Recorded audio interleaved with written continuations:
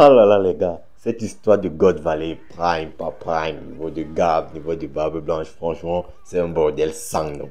Alors les amis, aujourd'hui, je suis venu vous apporter la preuve formelle que Barbe Blanche, God Valley, c'est clairement niveau Yonko. Et sur ce, il n'y a rien à dire, on ne peut même pas discuter. Bonjour à toutes et à tous les amis, j'espère que vous allez bien, que tout passe pour le mieux pour vous. Bienvenue sur la chaîne, je suis Animarium. Aujourd'hui, on se retrouve pour une nouvelle vidéo sur l'univers de One Piece. Et aujourd'hui, on se retrouve pour parler du Prime dans l'univers de One Piece, surtout du Prime en ce qui concerne les personnages de l'ancienne génération, en particulier le Prime des personnages présents sur God Valley.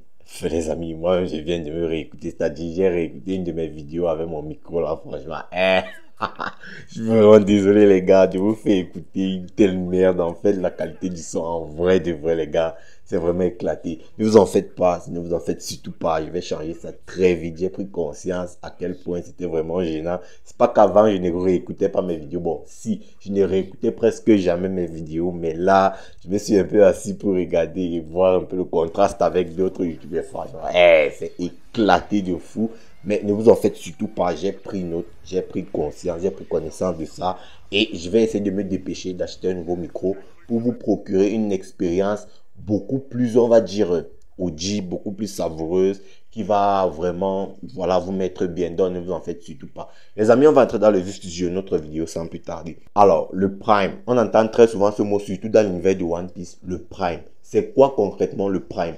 Eh bien, grossièrement, on peut définir le Prime comme le niveau de performance le plus haut qu'un être humain peut atteindre par rapport à un domaine précis. Et cet état de forme où tu es le plus haut possible dans ton domaine de compétence peut s'étendre sur plusieurs années. On parle là de 10, 20, voire même 30 ans. Et généralement, dans la vie d'un être humain normal, le Prime débute aux alentours du début de son âge adulte et s'achève, on va dire, entre 45 et 50 ans parce que c'est très généralement entre 45 et 50 ans que tu perds en mobilité, un peu moins en puissance, en vitesse et en agilité aussi. Alors, je n'ai absolument pas fait de recherche sur ça, mais ça me semble logique quand même que c'est à cet âge-là que le déclin d'un être humain, en tout cas en ce qui concerne son physique, commence à intervenir. Du coup, dans l'univers de One Piece, c'est un peu différent.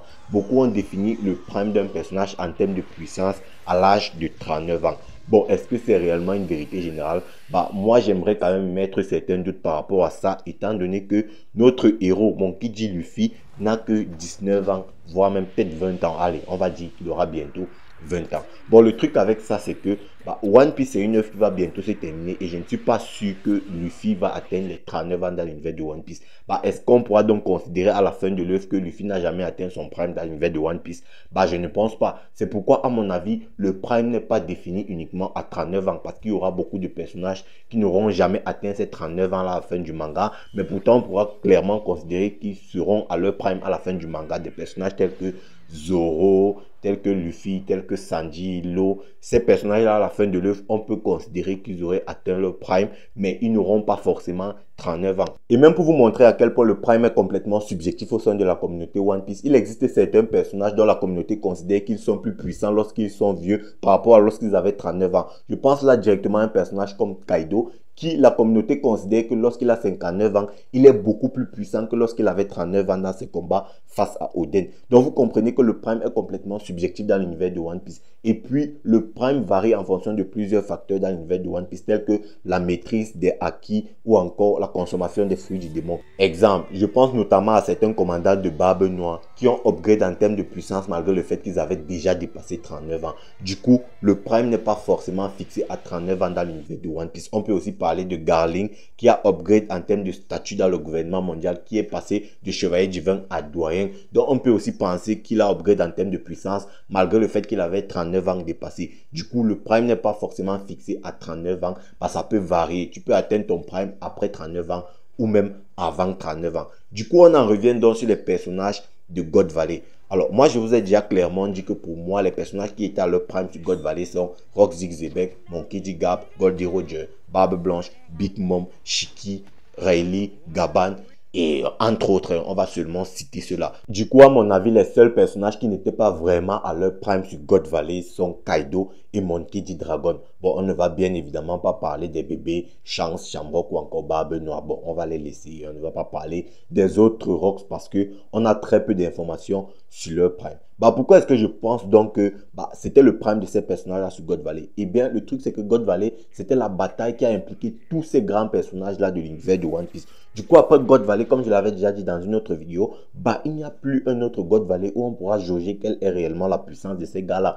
Bien évidemment, qu'ils vont upgrade en termes de statut, étant donné qu'ils vont étendre leur territoire, ils vont, on va dire, coloniser une grande partie du nouveau monde et tout. Mais je ne sais réellement pas si on peut considérer qu'ils vont upgrade en termes de puissance. Sauf encore une fois Kaido. Kaido n'a pas mangé de fruits du démon, donc c'est complètement logique que sur God Valley, il n'était pas à son prime. Maintenant, si on parle du personnage de Barbe Blanche, bon les gars, je me souviens il y a quelques temps, peut-être même quelques années, parce que j'ai fait plusieurs vidéos sur le personnage de Barbe Blanche, bah, j'ai toujours soutenu la thèse que pour moi, le prime de Barbe Blanche, à son prime, il avait le niveau Yonko plus. Avec la vieillesse, il a le niveau Yonko. Maintenant, Barbe Blanche Marineford, qui est vieux et malade, il descend niveau amiral.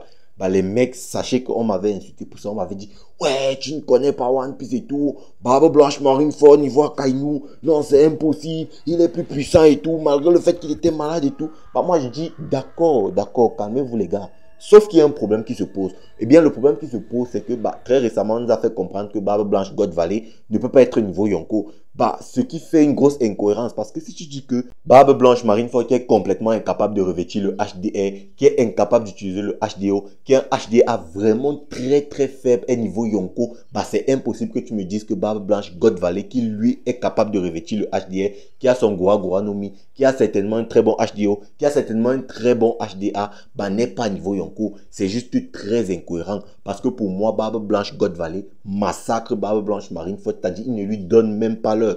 Du coup, c'est la preuve ultime que Barbe Blanche God Valley est au minimum niveau Yonko. J'ai dit bien minimum niveau Yonko. Maintenant, comme je l'ai dit, c'est à voir. Parce que je ne vais pas vous mentir, hein, sur le prime de ces personnages-là sur God Valley, bah, j'ai des doutes. Même si au fond, je pense quand même qu'ils étaient à leur prime. Mais j'ai quand même des doutes. Big Mom, c'est pareil. Je pense sincèrement que Big Mom God Valley est plus puissante que Big Mom Onigashima. Étant donné que Big Mom Onigashima a 68 ans, elle est beaucoup plus grosse, un peu moins mobile. Contrairement à Big Mom God Valley qui déjà a 30 ans, qui est bien plus fit d'ailleurs. Big Mom God Valley, elle est vraiment magnifique. C'est une très belle femme. Ça, il faut quand même le souligner. Bref, elle a déjà son fruit du démon et à mon avis, elle maîtrise déjà le HDR revêtu. Étant donné que lorsqu'elle était petite, bah, elle avait déjà montré son HDR. Du coup, je pense que en étant dans les rocks et en ayant vu Roxy Xebec se battre constamment, bah, Big Mom a appris à revêtir son HDR et elle a très certainement un bon HDR aussi. Donc pour moi, Big Mom God Valley est plus puissante que bah, Big Mom Onigashima. Déjà à cause de l'âge, parce que Big Mom Onigashima est plus vieille. Elle est déjà même, on peut dire vieille. Elle a atteint le 3e âge sur Onigashima, contrairement à God Valley. Donc c'est un peu ce que je pense par rapport au prime des personnages sur God Valley. C'est pareil pour Shiki, c'est pareil pour H d'argent, c'est pareil pour Rayleigh, c'est pareil pour Gaban, c'est pareil pour Roger, c'est pareil pour Gab, c'est pareil pour Xebec. Donc ces personnages-là, à mon avis, ils sont à leur prime. Et puis si on veut en revenir sur le clash entre Roger et Barbe Blanche, bah, il y en a beaucoup qui disent que bah, le clash du 1161, ça prouve qu'ils n'étaient pas à leur prime. Le truc c'est que les gars, c'est pas parce que leurs lames se touchent qu'ils ne sont pas à leur prime. Parce qu'on a vu le clash entre Xebec et Arad. Leurs lames se sont touchées, mais ils ont fait des dégâts, ils ont rasé sur un rayon de 5 km. Bah, 5 km, bah, j'ai un peu fait des recherches, ça équivaut à 78, on va dire 54 km², qui est l'équivalent d'une métropole moyenne. Donc, cette distance-là, bah, c'est plus grand qu'une ville, par exemple, comme Miami. Donc, ils ont rasé Miami avec juste un clash. Xebec et Harald. Et c'est le clash le plus puissant qu'on ait vu dans l'univers de One Piece. Ou en tout cas, c'est le clash qui a fait le plus de ravages qu'on ait vu dans l'univers de One Piece. Vous allez me parler du clash de Barbe Blanche versus Roger, du flashback de Ogden. Bah, ce clash-là, les mecs, si on se réfère à ce qu'on a vu, quand on regarde cette île-là, bah, elle ne me semble pas extrêmement grande. Je sais que voilà, vous êtes très impressionné par ce clash, mais cette île-là, elle ne me semble pas extrêmement grande. C'est pourquoi moi je dis que bon, c'est quand même à nuancer, parce que si on prend aussi le clash entre Big Mom et Kaido de Onigashima, bah, je tiens quand même à vous rappeler que bah, Onigashima, c'est juste le crâne d'un géant antique.